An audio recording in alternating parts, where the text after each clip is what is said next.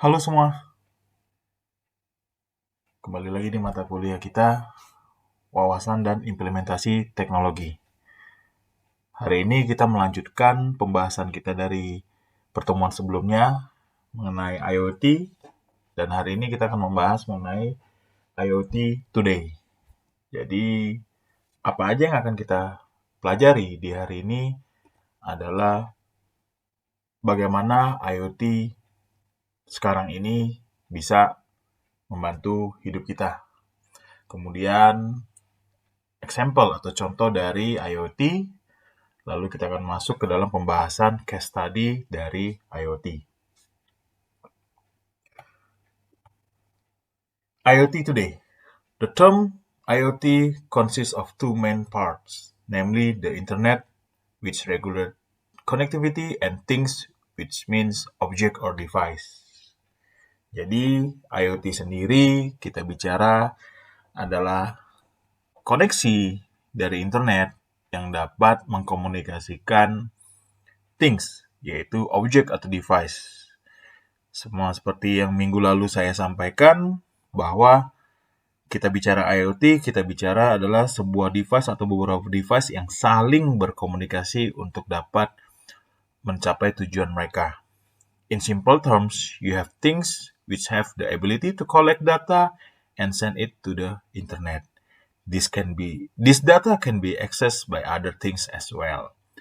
Kemarin juga sudah saya sampaikan bahwa di pertemuan sebelumnya kita bicara IoT, maka cara kerjanya adalah dari satu device dia akan memberikan komen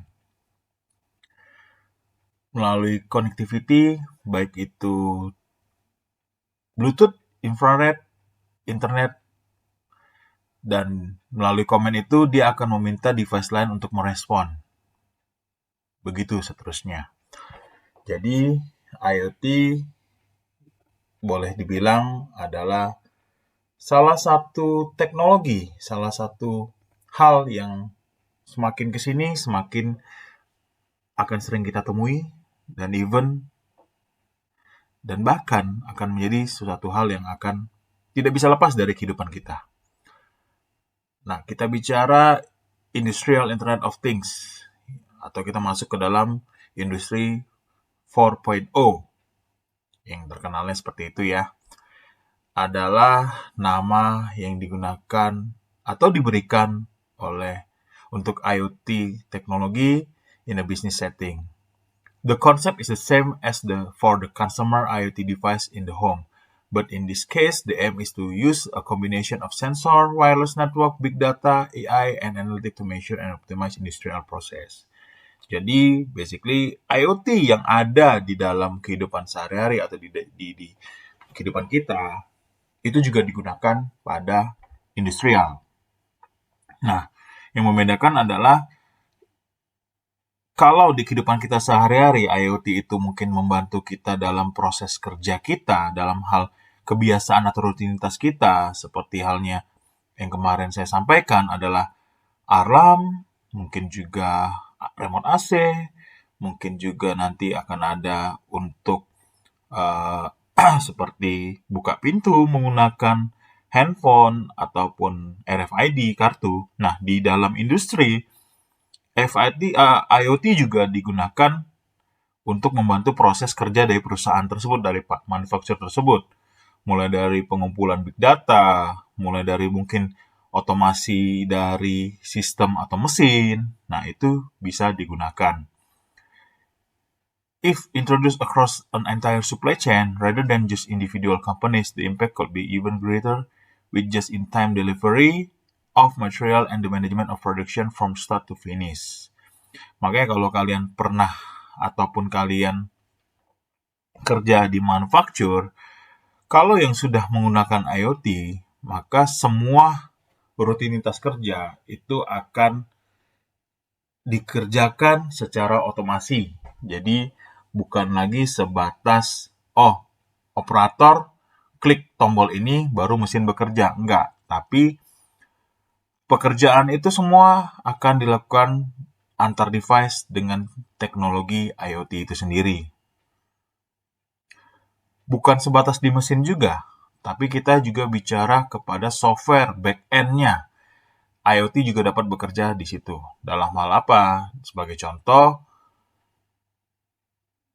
laporan keuangan. Sebagai contoh, uh, di dalam back office, kita juga bisa menggunakan software yang mendukung IoT itu sendiri.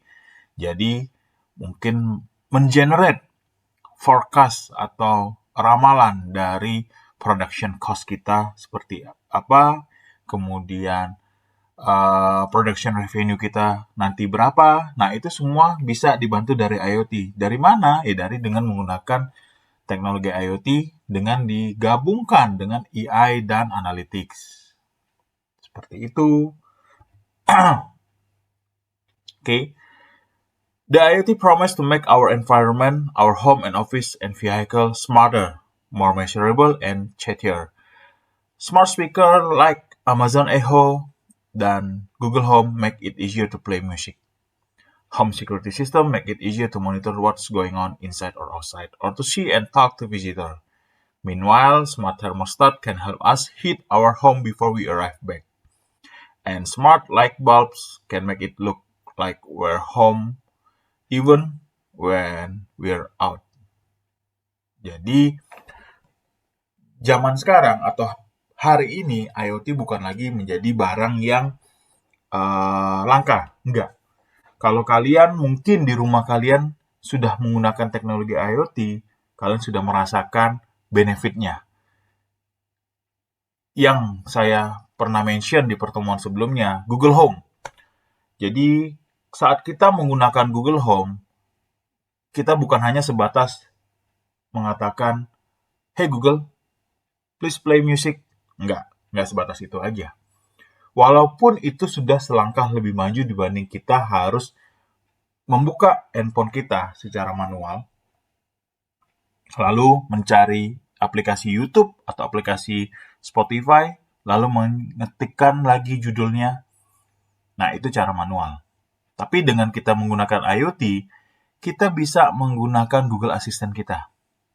Dengan perintah, "Hey Google, please play the Spotify." Dengan judul apa, kita sebut. Nanti Google yang akan mencarikannya di dalam aplikasi tersebut dan akan memplay. Kemudian dengan Google Home juga apa? Kita juga bisa menggunakan untuk mematikan AC, menghidupkan AC, menurunkan suhunya, lalu kita juga bisa dapat mematikan atau menghidupkan lampu. Hal ini bisa dilakukan dan sudah dilakukan oleh beberapa orang. Dan kebetulan di tempat kerja saya, di R&D, kemarin kita juga udah mencoba.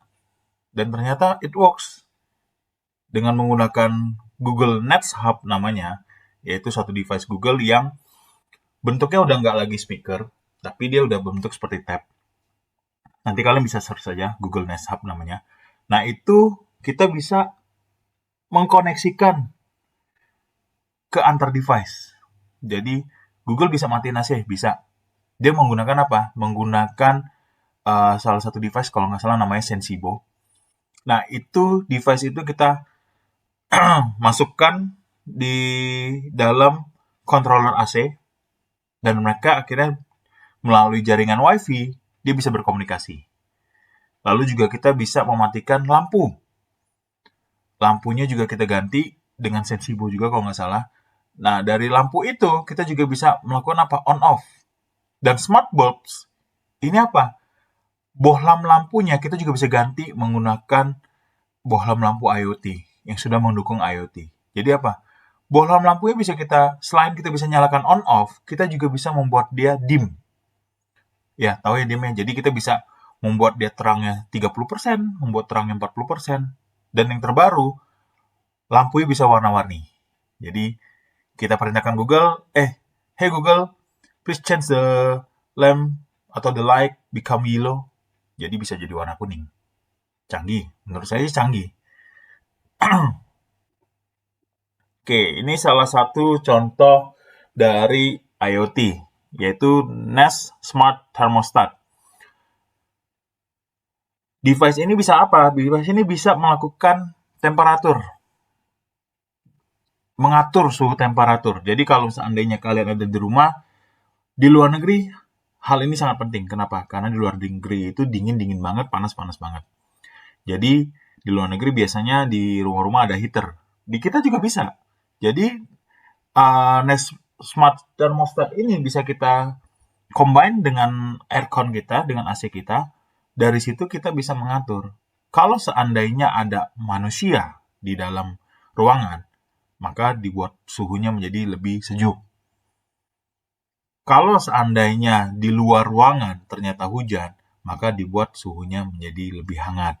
Nah, itu kecanggihan dari IoT. Kemudian, contoh yang kedua adalah August Smart Lock. Nah, di pertemuan sebelumnya saya bercerita mengenai RFID. RFID, kalian bisa membuka pintu dengan kartu, dengan menggunakan teknologi RFID. Dengan August Smart Lock, kita bisa membuka pintu otomatis. Dengan apa? Dengan handphone. Teknologi dari mana? Ya kita memerintahkan handphone. Either kita nanti akan men-scan handphone kita di dalam di gagang pintunya, atau kita bisa buka dari jauh. Seperti kita buka mungkin pintu pagar secara otomatis. Canggih. Dulu mungkin orang belum kepikir, sekarang udah terjadi. Dan yang salah satu contoh lagi adalah e-fishery. Ini yang digunakan di Indonesia. Karena kebetulan saya juga dapat sumbernya dari Indonesia. E-fishery adalah apa? Mesin yang menggunakan teknologi IoT untuk memberikan makan ikan. Jadi kalau misalnya kita punya tambak ikan atau peternakan ikan, dia bisa di-set schedule, jadwal untuk kapan aja pemberian makan ikan. Lalu bisa mengirimkan datanya. Kapan ikan itu diberi makan secara banyak dan berapa persen ikan itu dari total makanan yang diberikan, berapa persen makanan itu akan terbuang ataupun tidak. Nah, itu semua menggunakan teknologi IoT.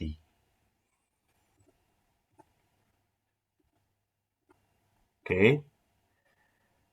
Case study di kelas ini, kita akan membahas mengenai Google Smart Home.